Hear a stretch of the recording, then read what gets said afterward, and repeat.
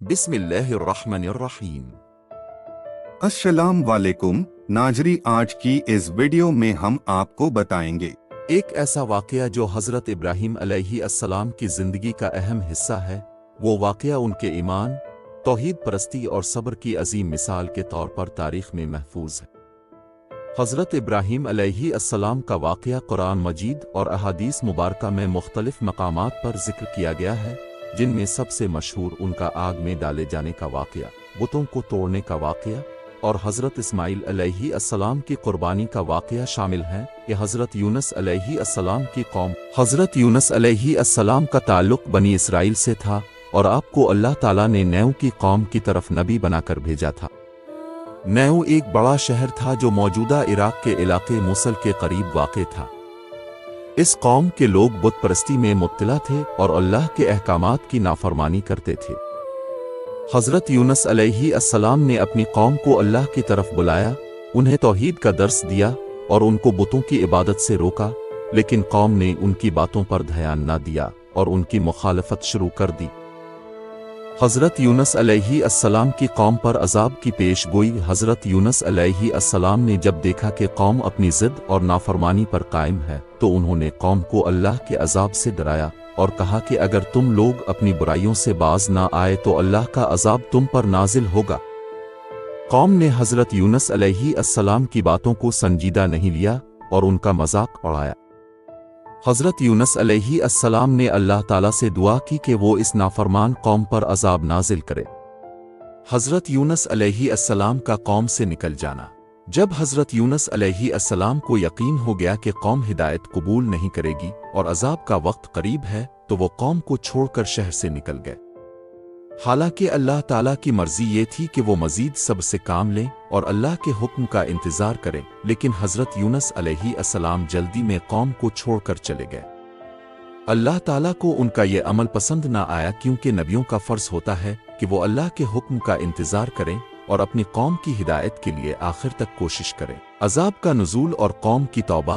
हज़रत यूनुस अलैहिस्सलाम के चले जाने के बाद अल्लाह का अज़ाब उनकी कौम के सरों पर मंडलाने लगा। आसमान पर सिया बादल छा गए और अज़ाब की निशानियां ज़ाहिर हुईं। जब कौम ने अज़ाब की ये अलामात देखें तो उन्हें एहसास हुआ कि हज़रत यूनुस अलैहिस्सलाम सच कह रहे थे। कौम खौफ ज़दा हो गई और उन्होंने तौबा करते हुए अल्लाह से मुआफ़ी मांगी।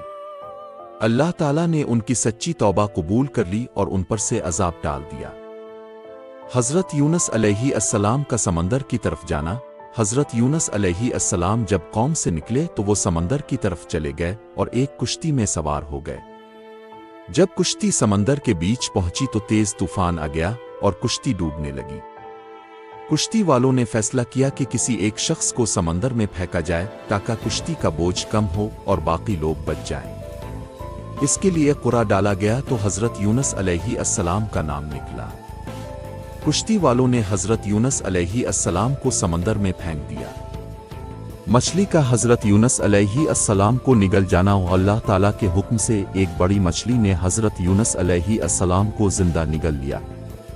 हज़रत यूनुस अलैहिस्सलाम मछली के पेट में जिंदा थे और उन्होंने अपनी इस गलती का एहसास किया कि वो अल्लाह के हुक्म का इंतज़ार किए बगैर कौम से नाराज़ होकर चले आए थे।